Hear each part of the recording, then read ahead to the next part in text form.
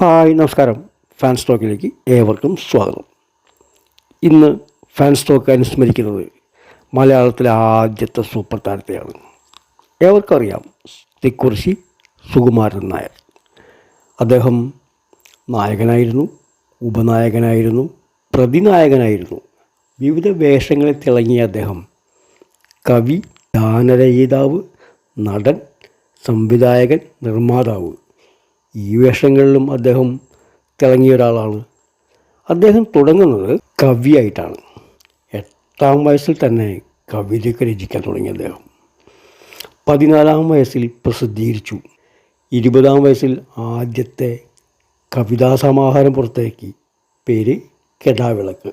ആ കാലഘട്ടത്തിലെ മിക്കവാറും നടന്മാരെ പോലെ തിക്കുറിശ്ശി സാറിൻ്റെയും തുടക്കം നാടകങ്ങളിലാണ്. മരീചിക, കലാകാരൻ, സ്ത്രീ, മായ, ശരിയോ തെറ്റോ, അങ്ങനെയുള്ള കുറേ നാടകങ്ങളാണ്, അന്നത്തെ ഹിറ്റ് നാടകങ്ങളാണ്. അങ്ങനെയുള്ള നാടകങ്ങളിലൂടെയാണ് അദ്ദേഹം മലയാള നാടകരംഗത്ത് ചുവടുറപ്പിക്കുന്നത്. വളരെ റിയലിസ്റ്റിക് ആയിട്ടുള്ള നാടകങ്ങളായിരുന്നു അദ്ദേഹത്തിൻ്റേത്. അക്കാലത്ത് സംഗീത നാടകങ്ങൾ ഉണ്ടായിരുന്ന കാലമാണല്ലോ.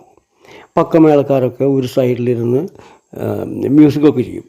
അരങ്ങിലുണ്ടായിരുന്ന പക്കമേളക്കാരെ അണിയറയിലേക്ക് മാറ്റിയതിൽ വലിയ പങ്ക് വഹിച്ചൊരു കലാകാരനാണ് തിക്കുറിശ്ശി സുകുമാരൻ നായർ. അക്കാലത്ത് അത് വിപ്ലവകരമായൊരു മാറ്റമായിരുന്നു. അതിനുശേഷമാണ് അദ്ദേഹം സിനിമയിലേക്ക് വന്നത്. 1950 സ്ത്രീ എന്നൊരു സിനിമ നിർമ്മിച്ച് നായകവേഷം അഭിനയിച്ച് അദ്ദേഹം മലയാള സിനിമയിലേക്ക് കാലുകുത്തി. പക്ഷേ ആ സിനിമ പരാജയപ്പെട്ടു.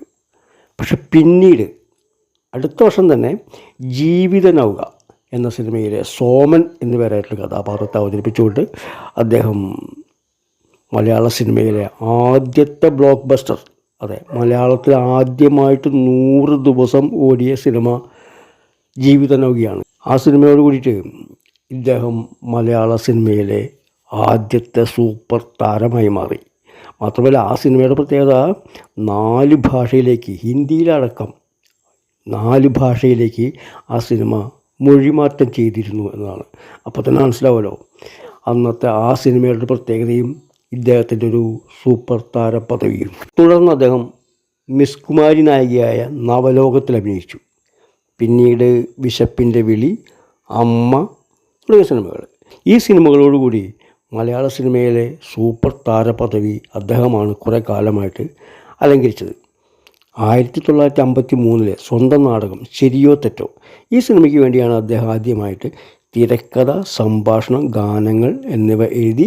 ഈ സിനിമയിലൂടെയാണ് അദ്ദേഹം ആദ്യമായി സംവിധായകൻ്റെ മേലങ്കി കൂടി അണിയുന്നത്. ശരിയോ തെറ്റോ എന്ന സിനിമയ്ക്ക് ശേഷം പൂജാ പുഷ്പം, നഴ്സ്, സരസ്വതി, പളുങ്കുപാത്രം, അച്ഛൻ്റെ ഭാര്യ, ഉർവശി ഭാരതി എന്നീ സിനിമകളും അദ്ദേഹം സംവിധാനം ചെയ്തിട്ടുണ്ട്.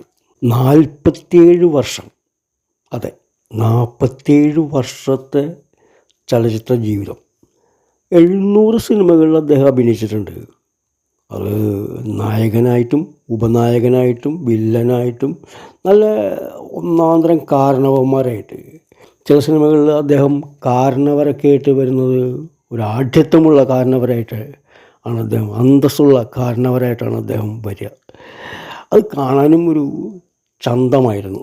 കസ്തൂരി പൊട്ടുമാഞ്ഞു നിൻ്റെ കാർക്കൂന്തൽ കെട്ടഴിഞ്ഞു പോലുള്ള അതിമനോഹരമായ ഗാനം പൂജാപുഷ്പത്തിലാണ്.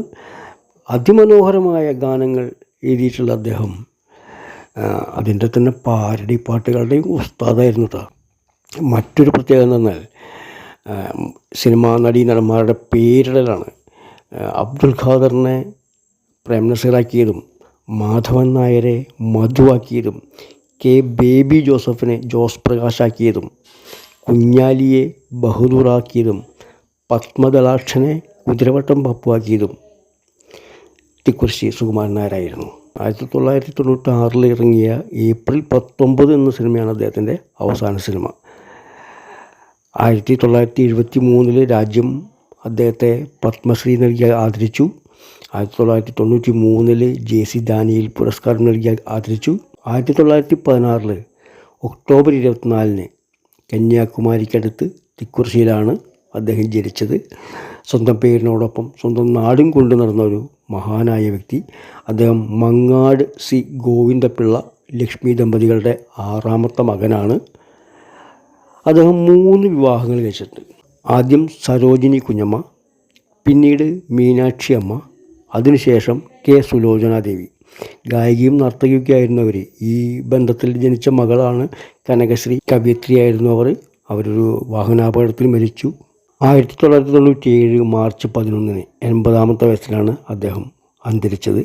അദ്ദേഹത്തിൻ്റെ ഓർമ്മകൾക്ക് മുന്നിൽ ആദരാഞ്ജലികളോടെ ഫാൻസ് ടോക്ക്. ഈ വീഡിയോ നിങ്ങൾക്ക് ഇഷ്ടമായെങ്കിൽ ദയവ് ചെയ്ത് സബ്സ്ക്രൈബ് ചെയ്യണം. നിങ്ങളുടെ വിലയേറിയ അഭിപ്രായങ്ങൾ കമൻറ്റ് ബോക്സിൽ രേഖപ്പെടുത്താൻ മറക്കരുതേ. നന്ദി, നമസ്കാരം.